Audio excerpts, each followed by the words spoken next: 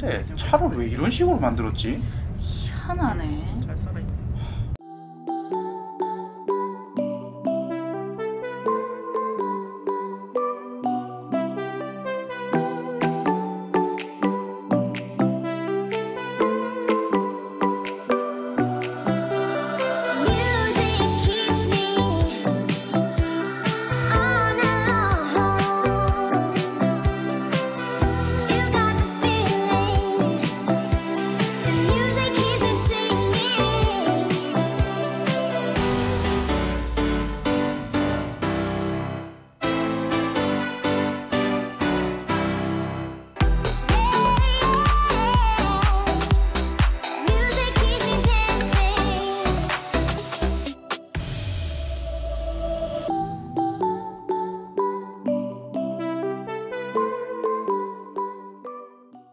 신차장기 렌터카.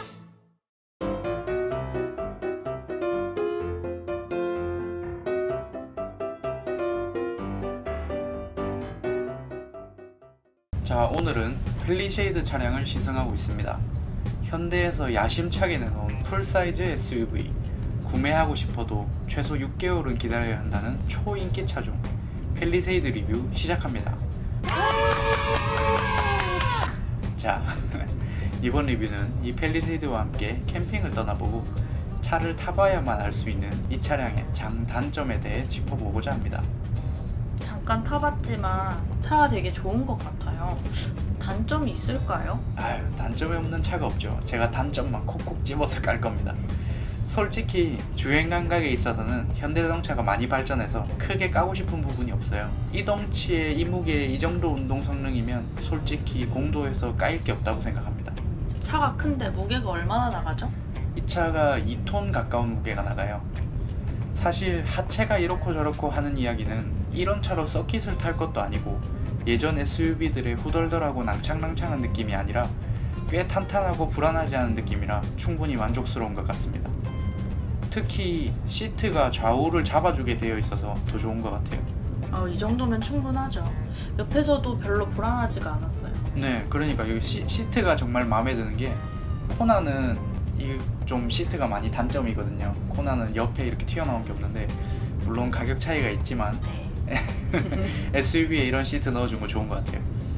그리고 뭐 독일 3사 SUV들에 비해서 고속 안정성은 다소 떨어지는데 차값을 보면 뭐 충분히 수긍할 수 있고 원래 우리나라에서 차는 100km까지만 타는 거니까요.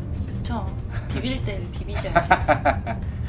그리고 이 차는 2.2 디젤 차량인데 초반 토크는 좀 괜찮은 편인 것 같은데 100km 이상에서는 잘 안 나가는 것 같죠? 이 정도 차 크기에는 디젤도 한 3리터 디젤 정도 돼야 하지 않나 싶습니다. 지금 요소수 경고등이 떴는데요. 아직 2000km밖에 타지 않은 차가 요소수 경고등이 뜨는 건 원가 절감이 아닐까 싶은데요. 요소수가 뭐예요?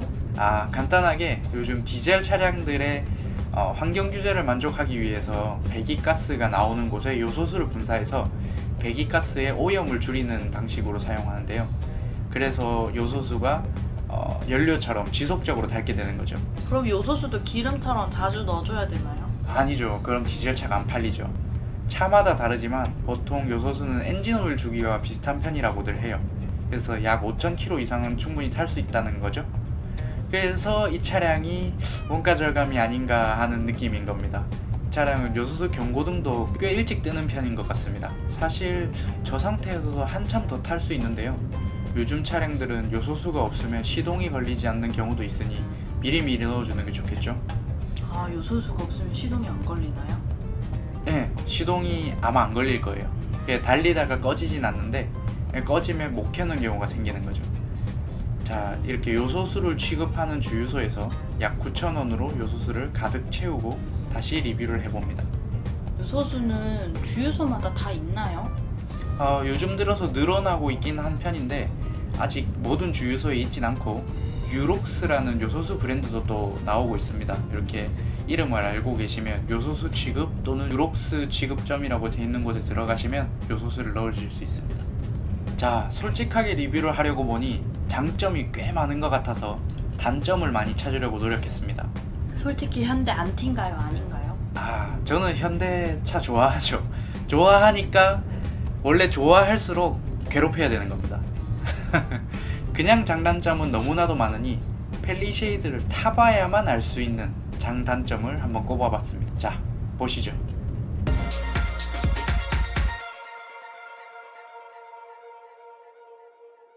자, 먼저 장점 부분입니다. 첫 번째, 실내를 볼 수 있는 룸미러 거울과 후석 대화 기능. 야, 이거 신박한 기능입니다. 차량 앞좌석에서 뒷열 승객을 직접 볼 수 있어요. 뒤에 애들 태우고 다닐 때 좋을 것 같아요. 네, 그리고 뒷열에서 앞좌석 사람 말을 스피커로 들려줘서 대단히 편하고 신기해요. 근데 뒷사람 말을 앞에 들려주는, 크게 들려주는 건 아니더라고요. 그죠? 이게 방송의 느낌밖에 안 될 것 같은 그쵸. 그런 앞사람 느낌? 말만 들어라 이거죠. 뭐, 조용히 해! 뭐 이런 거? 맞습니다. 아, 그리고 이 승객을 볼 수 있는 것도 선글라스 케이스가 없어진 건 좀 아쉽지만 수납 공간은 뭐 이 차에 널리고 널렸으니까요. 선글라스 케이스 없는 거 조금 아쉬운 것 같아요. 그죠? 자, 그리고 두 번째, 공기청정 기능입니다. 이건 다른 차종에도 들어가고 있는 추세지만 실제로 제대로 써본 건 이번이 처음인데요. 차 안에서 음식을 먹거나 다른 냄새가 날 때 이 버튼 하나만 누르면 싹 사라지는 마술을 보여줍니다. 그래봤자 얼마나 성능이 되겠어 했는데 정말 좋더라고요. 깜짝 놀랐어요. 아, 진짜요? 이번에 그 놀러 갈 때 소똥 냄새 났잖아요. 근데 진짜 빨리 없앴어요. 아, 소똥 냄새 제거해도 최고고, 이 버튼을 누르면 풍량이 약간 세지면서 다른 곳으로 냄새를 빨아들여 차량 외부로 내보내는 모양이에요. 이건 정말 외제차에서도 쉽게 보지 못하는 좋은 기능인 것 같아요. 다른 차에도 많이 들어가면 좋을 듯 합니다. 자, 그리고 세 번째, 트윅스 트렁크 등 각도 조절 기능입니다. 펠리세이드에는 트윅스 옵션으로 트렁크 등이 들어가 있는데요. 이 자체로 엄청 밝고 좋습니다. 하지만 숨겨져 있는 또 다른 기능, 이 트렁크 등이 누르면 각도 조절이 됩니다. 차량 안쪽으로 바깥쪽으로 3단씩 조정이 되는데 이것 또한 신기한 장점이죠. 근데 사실 충분히 밝아가지고 각도 조절 별로 의미 없더라고요. 그리고 네 번째, 뒷좌석 통풍 시트입니다. G90이나 플래그십에나 들어가는 뒷열 통풍 시트가 펠리세이드에도 들어가 있습니다. 왜 그러시죠? 진짜 좋았어요. 아, 네. 2열에서 진짜 너무 편했어요. 근데 3열도 들어가나요? 아, 물론 3열은 안 들어가죠. 2열까지긴 하지만 들어가는 것 자체가 놀랍습니다. 자, 다섯 번째, 풀 플랫 뒷좌석과 넓은 공간입니다. 자, 펠리쉐이드는 2, 3열을 모두 앞쪽으로 플랫하게 접을 수 있고 단이 거의 없습니다. 그래서 차박에도 최소한의 장비로 편하게 이용할 수 있었어요. 에어매트가 딱 맞게 들어가네요.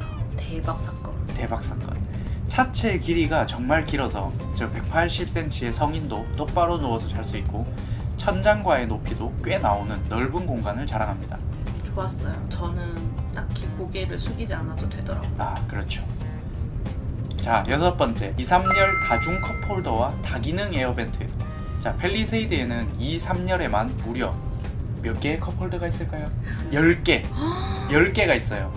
2열 도어 상단에 2개, 하단에 1개, 3열 사이드에 2개. 자, 총 5개인데 양쪽에 있으니까 곱하기 2해서 10개. 대박. 자, 그리고 천장에 있는 에어벤트는 2가지 기능이 있는데요.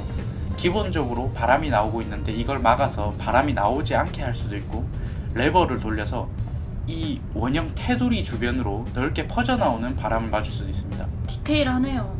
진짜 디테일한데 신경을 많이 썼어요. 진짜 신기한 옵션이라고 할 수 있죠. 안 타보면 모를 거예요. 하지만 너무 칭찬만 할 수는 없으니까 이제 단점을 한번 짚어볼까요? 과연 단점을 찾을 수 있을까요? 어허, 단점이 더 많습니다. 지켜보시죠.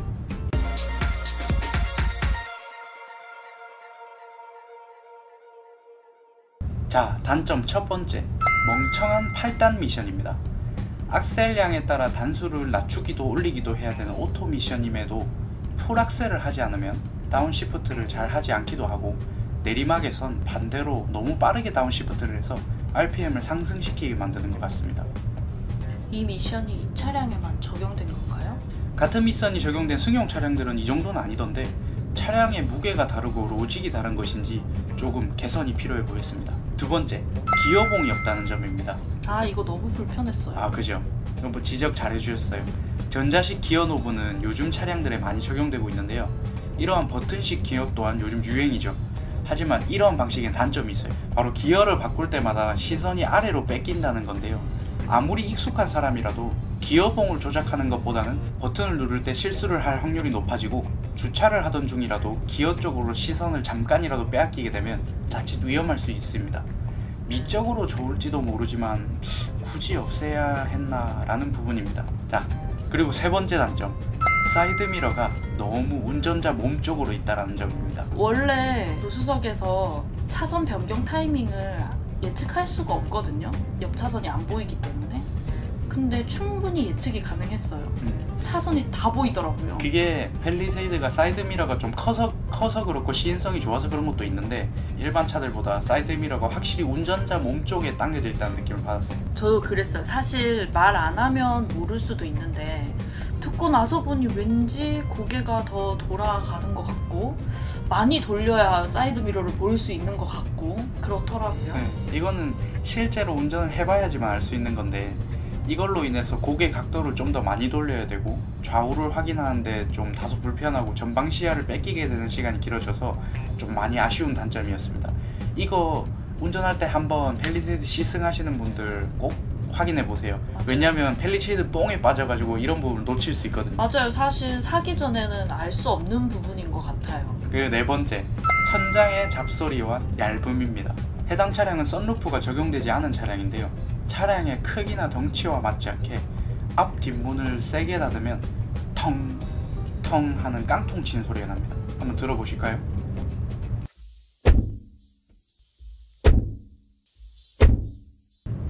자, 이거는 옛날 그레이스 같은 봉고차에서나 나던 느낌인데 저렴해 보이기도 하고, 과연 이게 차량이 전복되었을 때 안전한 건가 하는 의문도 가지게 합니다. 그래도 안전 테스트는 통과했겠죠? 했겠죠? 뭐 천장에다 뭘 떨어뜨려 보지 않았을까요? 그래도 못해도 조금 더 흡음재라도 넣었으면 어땠을까 하는 생각이 들었습니다. 솔직히 한 1,000원만 써도 돼요. 그리고 다섯 번째, 타이어가 너무 하자다. 브리지스톤 기준입니다. 이 차량엔 브리지스톤 20인치 타이어가 들어간대요. 솔직히 브레이크 응답성과 제동력은 충분히 괜찮다고 느껴졌어요. 그런데 타이어가 너무 못 받쳐줍니다. 마른 노면에서 너무 금방 비명을 지르며 노면과의 접지를 놓치고 ABS가 걸리고, 젖은 노면에서는 와 진짜 황천길 가는 줄 알았습니다. 빗길 너무 무서웠어요. 우리 비가 많이 와서 새 차고 남의 차니까 살살 타야지 했는데 무서웠어요. 그렇죠. 이게 이 차량에 미쉐린이랑 브리지스톤 타이어가 들어간다고 하는데, 브리지스톤 타이어 기준으로 저라면 무조건 타이어를 바꿀 것 같은 느낌이었습니다. 물론 SUV의 특성과 오프로드를 고려한 세팅일 수도 있는데, 요즘에 솔직히 누가 이런 차로 오프로드를 탑니까? 포장도로가 대부분인 도로 환경에서 무거운 차량일수록 더 좋은 스포츠 타이어를 꽂아줘야 하는 것 아닌가 하는 생각이 들었습니다. 맞아요. 그 미쉐린 타이어, 제가 좋아하고 리뷰에서 자주 다룬 PS4 기준으로 PS4 SUV용 타이어도 나왔어요. 그런 거 끼워주면 딱이죠 사실. 자, 그리고 여섯 번째, 출고 대기 기간이 너무 길고 TX 장착 시 더 오래 걸린다. 자, 이게 인기가 많은 차종이라 그런 건 사실이지만 1월 대기 고객이 실제로 7월에 인도받을 정도로 딜레이가 된다는 건 현대자동차의 대응이 한참 부족하다고 밖에 생각할 수 없습니다. 아니 그렇게 인기가 많아요? 뽕에 찬 거죠 사실. 좀 뽕에 찬 거고, 무슨 포르쉐도 아니고 국내 생산 차량을 6개월이나 기다린다는 것이. 기다리다가 사리가 나오겠네요. 차량 구매 계획을 엄청 일찍 세워야겠어요. 그렇죠. 이거 이사 계획보다 더 미리 세워야 되는 차량 구매 계획입니다. 거기다가 여기 TX 파츠를 장착할 경우에 울산 공장의 생산, 7곡으로 이동, TX 파츠 장착 대기, 장착, 그리고 7곡에서 출고 후 고객 인도가 되는데, 이게 최초 울산 공장에서 나감과 동시에 임시번호판이 발급되고 7곡에서 대기 기간이 길어지면 임시번호판이 기간이란 게 있거든요. 이게 만료되면 벌금을 내야 돼요. 그 기간도 만료되는 것도 경우도 있고, 그 벌금을 뭐 딜러가 내니 소비자가 내니 실갱이라는 경우도 있대요. 무슨 그런 경우가 다 있죠? 그렇죠. 어이가 없지만 사실입니다. 아니 파츠까지 장착을 다 한 뒤에 임시 번호판을 발급받아야 되는 거 아닌가요? 그러니까요. 이게 뭔가 시스템이 이상한 거죠.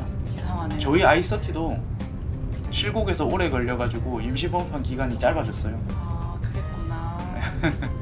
그리고 나서 뽑기를 실패하면 너무 심각한 단점들만 나오는데 자, 7번째 단점. 단점 너무 많은 거 아닌가요? 아니요, 개수는 비슷합니다. 자, HDA가 조금 빨리 끊기는 것 같다. 이거는 솔직히 제가 요즘에 타본 G90, G80, 스팅어, 뭐 G70 등과 같은 HDA 들어간 차를 많이 타봤는데 고속도로에서 차 진짜 잘 잡아주거든요. 제가 테슬라는 안 타봤는데 현대 HDA 진짜 대박이다라고 해요. 근데 이 차는 고속도로에서 차선을 잡아주는 능력이 다른 차종에 비해서 좀 현저하게 떨어지는 느낌이었어요. 이게 뽑기일 수도 있나요?